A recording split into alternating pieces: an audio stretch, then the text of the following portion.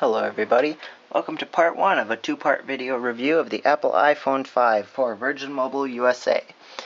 First I'd like to point out something unique to this phone that's very nice. Apple's new adapter module thing has, it is identical on both sides. It's not seeming to want to focus up close right now. So anyways, this is identical on both sides, and so with the new iPhone, you can put it in that way or that way. Just something unique that you don't really have to think about. Sadly, it does not work with the old things without an adapter, the old chargers for the other iPhones, but still it is something nice to just not have to think about which way you're putting in the cable, which always kind of stinks with most phones with the USB. So, anyways, this is the Apple iPhone 5. It is $549.99 with no contract from Virgin Mobile USA. That is for the 16 gigabyte version, which is the lowest one. I believe they're selling the other gigabyte ones too for another $100 a piece. Also, this phone is capable of being activated on a $30 a month plan, so bringing down your monthly payments essentially by $5 a month. Because you have an iPhone, so you can check that out and the requirements for that on Virgin Mobile's website. So that's nice, saving $5 a month if you get an iPhone. So some specs of this are it has iOS 6.1, or whatever the newest version happens to be when you buy this phone. 4-inch HD display, 1440 milliamp hour battery, which the iPhone is excellent with battery life on standby. Though once you start using apps and stuff, it'll start to drain. But because 1440 is not very much. 1.3 gigahertz dual core processor, 1 gigabyte of RAM, and 16 gigabytes of built-in storage in this model. I got the white one. There's also a black one, and it is made out of an aluminum body here. Alright, 8 megapixel rear-facing camera with the LED flash, and 1.2 megapixel front-facing camera, and it also supports LTE. So that's the basic specs for this guy here. Now let's run into messaging quick, and I am going to really quickly see if I can delete all my messages. Alright, sorry about that. I had to delete my conversations. I forgot to do it before the video. So here you can see our empty messaging app, and let's see, so you can do compose new. I have to say the screen on this thing looks pretty darn good. You can't really see any pixels or anything because it's the Retina display. Alright, focus there. Alright, so and then you have the standard Apple keyboard. There's no swipe function. I don't think you can really download other keyboards, but don't quote me on that. So let's just type quick. I get frustrated with the autocorrect, because if you type something, oops, let's go down to this part. If you type something like this, or it's slightly wrong, there, let's do it again. Oh, what's the thing? Okay, there, and it corrected it. I meant this. Well, you have to actually click that little thing to get rid of that. Because otherwise it'll just automatically correct it.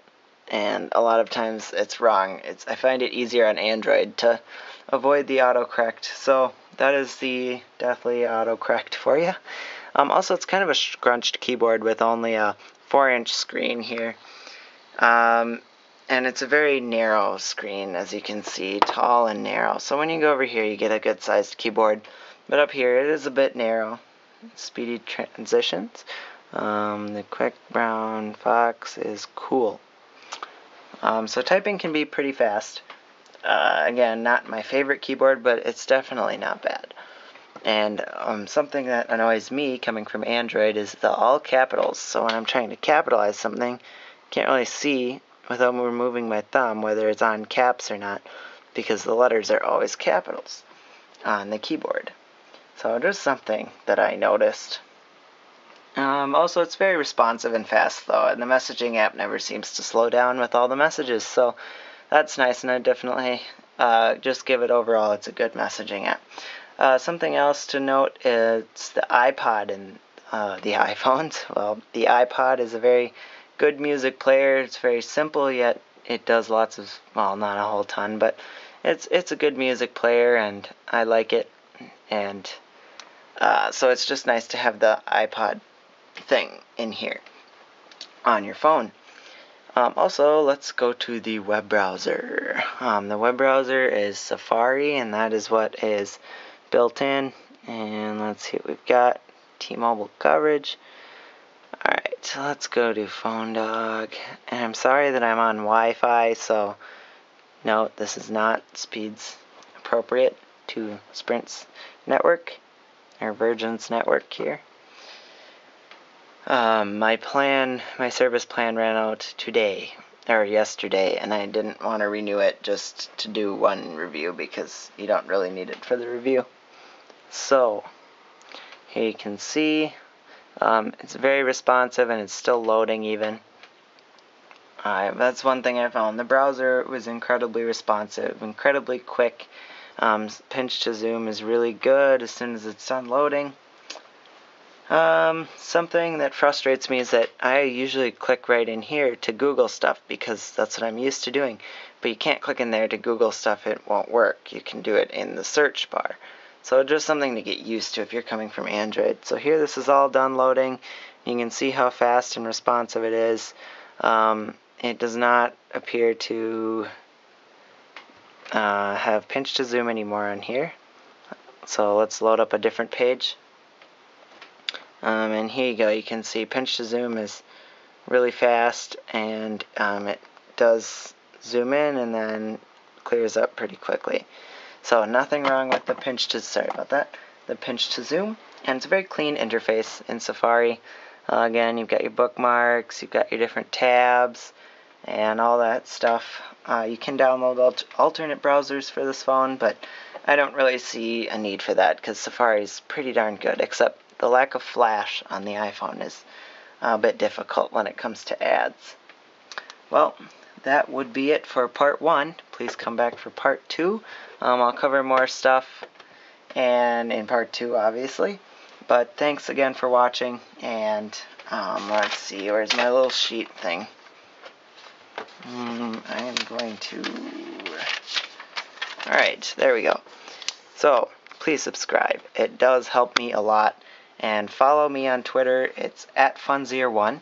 And like the Facebook page, facebook.com/funzier1.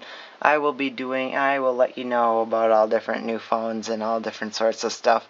Even if I'm not going to be reviewing it, anything that kind of occurs with Virgin Mobile or Boost Mobile will be on my Facebook page. So just keep an eye on there, like the page, and you'll get updates. And heck, maybe someday I'll do prizes on there. So again, thanks a bunch for watching the Apple iPhone 5 review, part 1.